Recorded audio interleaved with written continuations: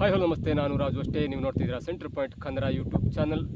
ಭೀಮಾ ತಾನು ತಂದು ಕೊಟ್ಟಿರುವಂಥ ತಲೆಬುರುಡೆ ಇದೆಯಲ್ಲ, ಆ ಕೇಸ್ಗೆ ಸಂಬಂಧಪಟ್ಟಂತೆ ಇದೀಗ ಮೆಗಾ ಡೆವಲಪ್ಮೆಂಟ್ ಕೂಡ ಆಗಿದೆ. FSL ಅಧಿಕಾರಿಗಳು ಕೂಡ ಇದೀಗ ಆ ಬುರುಡೆಗೆ ಸಂಬಂಧಪಟ್ಟಂತೆ ಒಂದು ಬ್ರೇಕಿಂಗ್ ನ್ಯೂಸ್ ಕೂಡ ಕೊಟ್ಟಿದ್ದಾರೆ. ಹಾಗಾದರೆ ಭೀಮಾ ತಂದು ಕೊಟ್ಟಂಥ ಮೊದಲ ತಲೆಬುರುಡೆ ಗಂಡಿನದ ಹೆಣ್ಣಿನದ? ಭೀಮಾ ಹೇಳಿದಂಥ ತನ್ನ ಸ್ಟೇಟ್ಮೆಂಟಲ್ಲಿ ಕೊಟ್ಟಂಥ ಅಥವಾ 164 ಸ್ಟೇಟ್ಮೆಂಟಲ್ಲಿ ಕೊಟ್ಟಂಥ ಸತ್ಯ, ತಾನು ಹೆಣ್ಣು ಬಾಡಿಯ ಒಂದು ತಲೆಬುರುಡೆಯನ್ನು ತಂದುಕೊಟ್ಟಿರುವುದಾಗಿ ಹೇಳಿದ್ದೆ. ಆದರೆ ಇದೀಗ FSL ತಂಡದವರು ಅತ್ಯಂತ ದೊಡ್ಡದಾದಂಥ ಟ್ವಿಸ್ಟ್ ಕೂಡ ಕೊಟ್ಟಿದ್ದಾರೆ. ಹಾಗಾದರೆ ಭೀಮಾ ಹೇಳಿದ ಅಸಲಿ ಕಥೆ ಏನು? ಭೀಮಾ ಹೇಳಿದಂಥ ಈ ತಲೆಬುರುಡೆ ರಹಸ್ಯದ ಹಿಂದಿರುವ ಜೊತೆಗೆ ವಿಕ್ಟೋರಿಯಾ ಆಸ್ಪತ್ರೆಯ FSL ತಜ್ಞರು ಹೇಳಿರುವಂಥ ಸತ್ಯ ಏನು? ಇದೆಲ್ಲವನ್ನು ನೋಡೋದಕ್ಕಿಂತ ಮೊದಲು ತನಕ ನಮ್ಮ ಚಾನಲ್ ಸಬ್ಸ್ಕ್ರೈಬ್ ಮಾಡಿಲ್ಲ ಅಂದರೆ ಈಗಲೇ ಸಬ್ಸ್ಕ್ರೈಬ್ ಮಾಡಿ, ಜೊತೆಗೆ ಕಾಮೆಂಟ್ಗಳ ಮುಖಾಂತರ ತಮ್ಮ ಅಭಿಪ್ರಾಯವನ್ನು ತಿಳಿಸಬಹುದು. ವೀಕ್ಷಕರೇ, ಕಳೆದ 20 ದಿನಗಳಿಂದ ಧರ್ಮಸ್ಥಳದ ಅಕ್ಕಪಕ್ಕ ಆಗ್ತಿರುವಂಥ ಮೆಗಾ ಡೆವಲಪ್ಮೆಂಟ್ ನೋಡ್ತಾ ಇದ್ರೆ ಎಲ್ಲರಿಗೂ ಕೂಡ, ಅಂದರೆ ಇಡೀ ರಾಷ್ಟ್ರವೇ ನಮ್ಮ ಧರ್ಮಸ್ಥಳದ ಕಡೆಗೆ ತಿರುಗಿ ನೋಡುವಂತೆ ಮಾಡಿದೆ.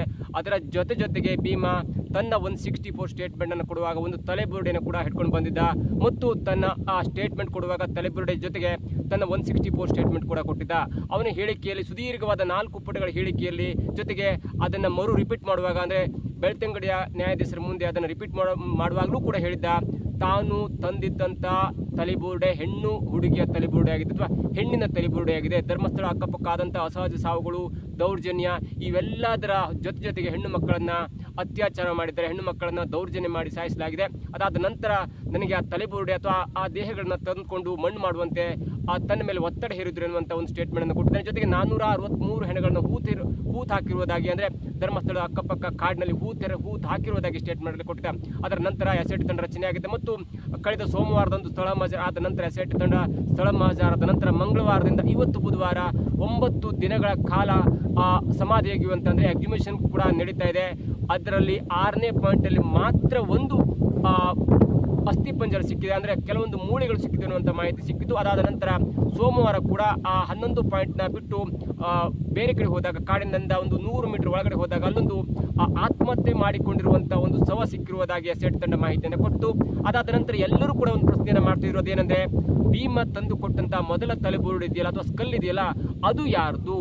ಅದರ ತನಿಖೆ ಯಾಕೆ ಮಾಡ್ತಾ ಇಲ್ಲ? ಅದರ ಮಿಕ್ಕ ಪಾರ್ಟ್ಗಳು ಎಲ್ಲಿ ಹೋದವು ಎನ್ನುವಂಥ ದೊಡ್ಡ ಕುತೂಹಲ ಅಥವಾ ಪ್ರಶ್ನೆ ಎಲ್ಲರ ಹತ್ರ ಮೂಡಿತು. ಅದಕ್ಕೆ ಸಂಬಂಧಪಟ್ಟಂತೆ ಇದೀಗ ಉನ್ನತ ಮಾಹಿತಿಯ ಪ್ರಕಾರ ಆ ವಿಕ್ಟೋರಿಯಾ ಆಸ್ಪತ್ರೆಗೆ ಅದನ್ನು ರವಾನೆ ಮಾಡಲಿಕ್ಕೆ, ಅಂದರೆ ಬೆಳ್ತಂಗಡಿಯ ನ್ಯಾಯಾಧೀಶರು ಆ ಬೋರ್ಡನ್ನು ತೆಗೆದುಕೊಂಡು ಅದಾದ ನಂತರ ಬೆಳ್ತಂಗಡಿಯ ಪೊಲೀಸರಿಗೆ ಹ್ಯಾಂಡ್ ಓವರ್ ಮಾಡ್ತಾರೆ. ಆ ಬೆಳ್ತಂಗಡಿಯ ಪೊಲೀಸರು ಎಸ್ಐಟಿ ತಂಡ ರಚನೆ ಆದ ನಂತರ ಇದೀಗ ವಿಕ್ಟೋರಿಯಾ ಆಸ್ಪತ್ರೆಗೆ ಕಳಿಸಿದ್ರು. ಸರಿಸುಮಾರು 20 ದಿನಗಳ ನಂತರ ಇದೀಗ ಒಂದು ರಿಪೋರ್ಟ್ ಕೂಡ ಬಂದಿದೆ. ಅದೇನೆಂದರೆ, ಭೀಮಾ ಹೇಳಿದಂಥ ಈ ತಲೆಬುರುಡೆ ರಹಸ್ಯ ಇದೆಯಲ್ಲ, ತಾನು ಹೆಣ್ಣು ಹುಡುಗಿಯ ಒಂದು ತಲೆಬುರುಡೆಯನ್ನು ತಂದುಕೊಟ್ಟಿದ್ದೇನೆ ಅನ್ನುವಂಥ ಮಾತನ್ನ ಹೇಳಿದ್ದ. ಆದರೆ ಇದೀಗ FSL ತಂಡದ ಅಧಿಕಾರಿಗಳು ಒಂದು ಮಾಹಿತಿಯ ಪ್ರಕಾರ ಇದೀಗ ಸ್ಪಷ್ಟಪಡಿಸುತ್ತಿದ್ದಾರೆ. ಅದೇನೆಂದರೆ, ಆ ತಲೆಬುರುಡೆ ಗಂಡಿನ ತಲೆಬುರುಡೆಯಾಗಿದೆ, ಗಂಡಿನ ತಲೆಬುರುಡೆಯಾಗಿದೆ. ಭೀಮಾ ಹೇಳಿದಂಥದ್ದು ಹೆಣ್ಣಿನ ತಲೆಬುರುಡೆ ಅಲ್ಲ, ಅದು ಹೆಣ್ಣು ದೇಹದ ತಲೆಬುರುಡೆ ಅಲ್ಲ, ಆ ಸ್ಕಲ್ ಗಂಡಿನ ತಲೆಬುರುಡೆಯಾಗಿದೆ ಎನ್ನುವಂಥ ಮಾಹಿತಿಯನ್ನು ಕೂಡ ಕೊಟ್ಟಿದ್ದಾರೆ. ಜೊತೆಗೆ ಈಗಾಗಲೇ ಆ ಭೀಮನ ಹಿಂದೆ ಅನೇಕ ಕುತೂಹಲಗಳು ಕೂಡ ಹುಟ್ಕೊಂಡಿದ್ವು. 6ನೇ ಪಾಯಿಂಟ್ನಲ್ಲಿ ಸಿಕ್ಕಂಥ ಕೆಲವು 12 ಮೂಳೆಗಳು ಕೂಡ, ಅದು ಕೂಡ ಗಂಡಿನ ಮೂಳೆ ಎನ್ನುವುದು ಪತ್ತೆಯಾಗಿತ್ತು. ಜೊತೆಗೆ 11ನೇ ಪಾಯಿಂಟ್ನಲ್ಲಿ ಸಿಕ್ಕಂಥ ಆತ್ಮಹತ್ಯೆ ಮಾಡಿಕೊಂಡಂಥ ದೇಹವು ಕೂಡ FSLಗೆ ರವಾನೆಯಾಗಿತ್ತು.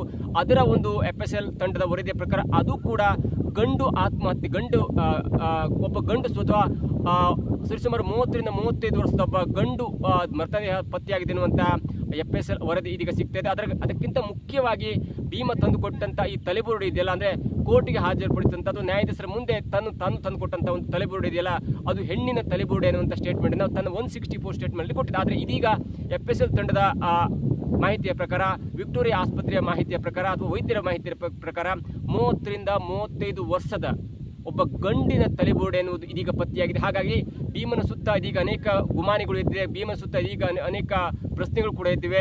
ಯಾಕೆ ಭೀಮಾ ಹೀಗೆ ಸುಳ್ಳು ಹೇಳ್ತಾ ಇದ್ದಾನೆ ಅಥವಾ ಭೀಮನ ಹಿಂದಿನ ಈ ಕಾರಣ ಏನು ಎಲ್ಲವೂ ಕೂಡ ಇದೀಗ ಕುತೂಹಲಕ್ಕೆ ಕಾರಣವಾಗಿದೆ. ಆದರೆ ಏನೇ ಆಗಲಿ, ಭೀಮಾ ಎನ್ನುವಂಥ ಒಬ್ಬ ಪಾತ್ರ ಎಂಟ್ರಿ ಆದ ನಂತರ ಧರ್ಮಸ್ಥಳ ಅಕ್ಕಪಕ್ಕ ಆದಂಥ ಅಸಹಜ ಸಾವುಗಳ ಪ್ರಕರಣಕ್ಕೆ ದೊಡ್ಡದಾದ ಟ್ವಿಸ್ಟ್ ಕೂಡ ಸಿಕ್ಕಿದೆ ಮತ್ತು ಇದೀಗ ಅನೇಕ ರೀತಿಯಲ್ಲಿ ಧರ್ಮಸ್ಥಳದ ಅಕ್ಕಪಕ್ಕ ಅಸಹಜ ಸಾವುಗಳಾಗಿದೆ, ದೌರ್ಜನ್ಯ ಆಗಿದೆ ಮತ್ತು ದೊಡ್ಡ ಪ್ರಭಾವಿಗಳು ಈ ಕೇಸ್ನ ಹಿಂದಿದ್ದಾರೆ.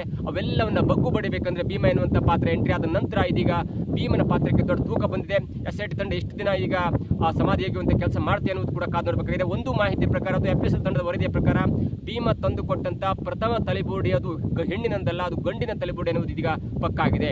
ಇದಾಗಿತ್ತು ಇವತ್ತಿನ ವಿಶೇಷ. ನೋಡ್ತಾ ಇರಿ centre point Kannada YouTube channel.